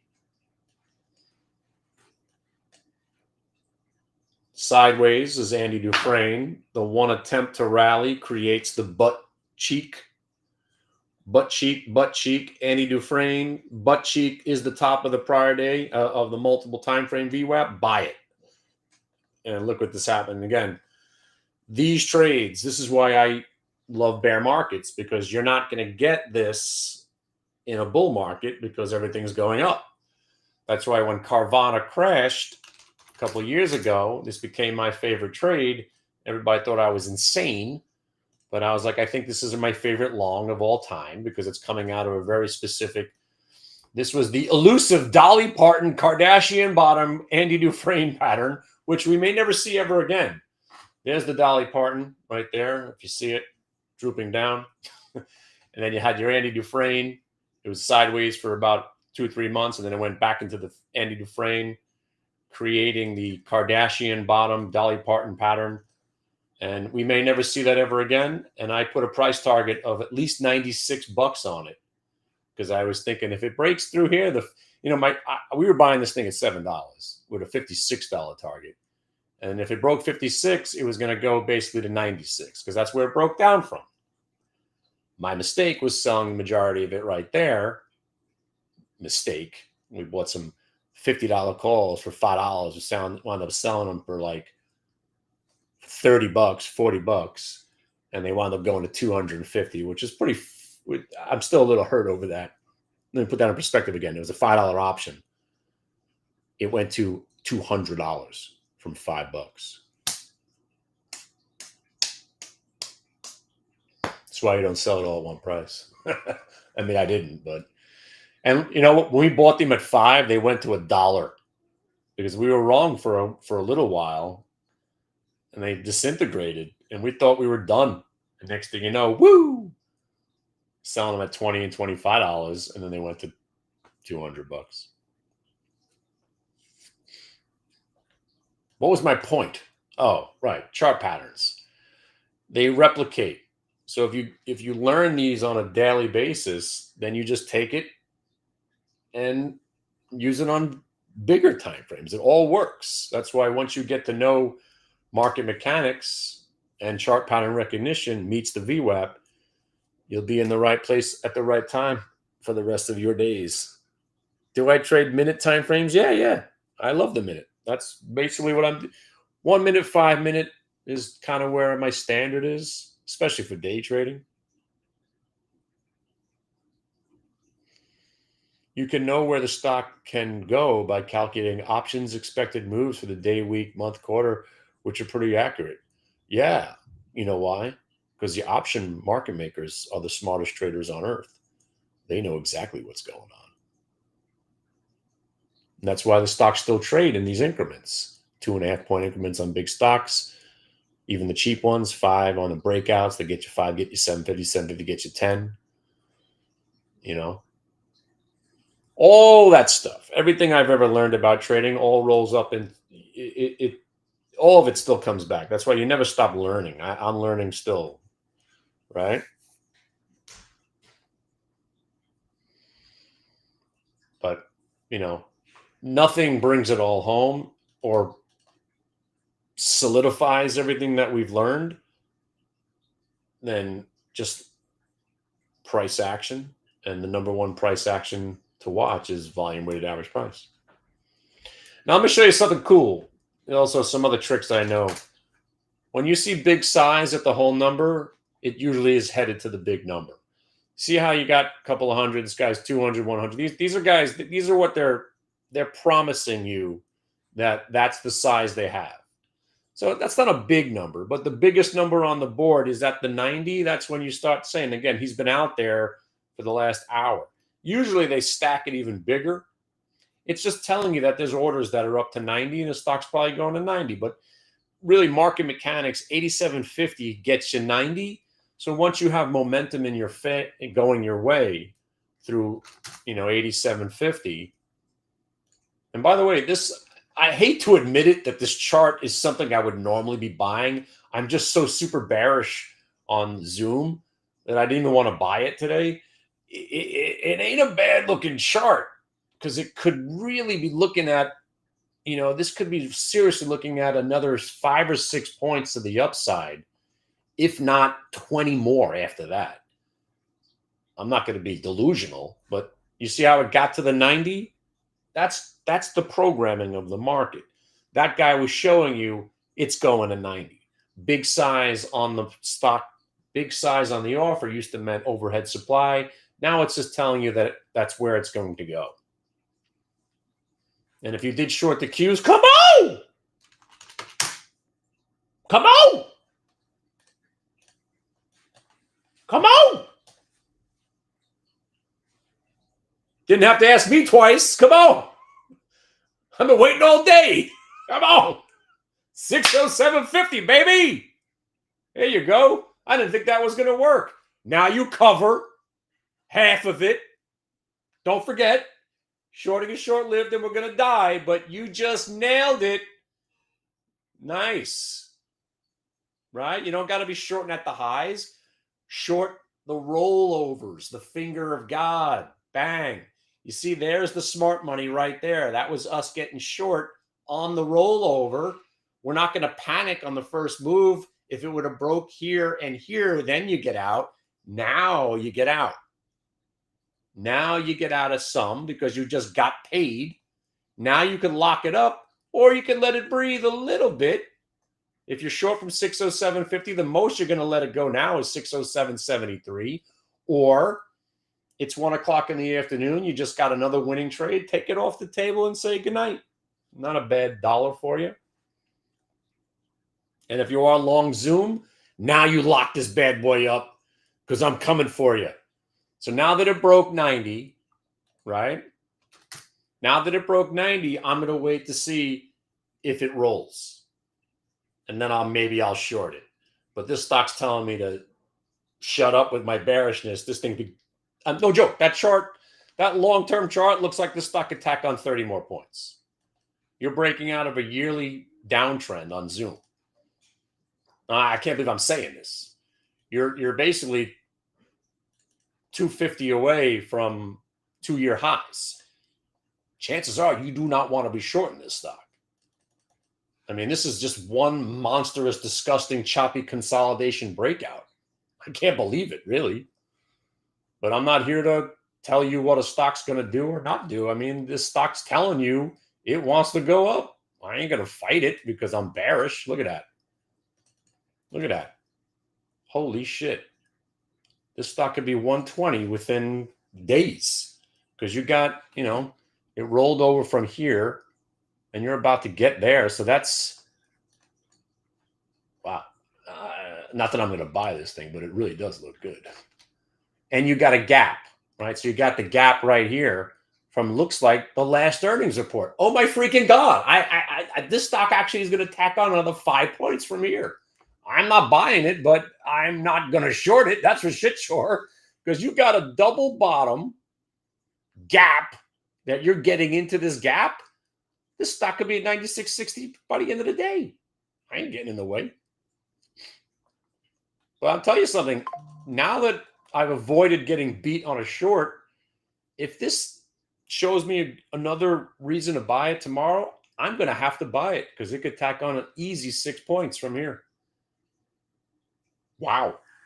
See, I don't got a problem with being wrong. It's okay. Not everyone's going to get their analysis right. And again, I was just the same reason I was short. I wanted to short Zoom was the same reason I wanted to short Alibaba. I think they're both garbage. But that's my problem. All right. Namaste. Nice hanging out. I hope you guys made money on that NVIDIA trade. And this has been 40 times better than yesterday. See, the last thing you want is a gap, go, sit, do nothing day. You could have your bull market. Just give me a chance to play some fades. Give me something to do. Right? By the way, this Zoom is super. Wow. I mean, damn. Damn. Wants to stick me from my paper. Damn. Someone stick me from my paper. What? All right. If you don't know that song, you should. Boom, boom, boom, boom. Actually, that's Craig Mack. But the other song was Biggie. All right, I'm out of here. I'm going to eat breakfast. I'll see you tomorrow, and then happy Thanksgiving, and we'll probably gather Friday. I don't know. We'll see. Maybe we'll just gather late. I'm probably going to sleep till at least 9. All right.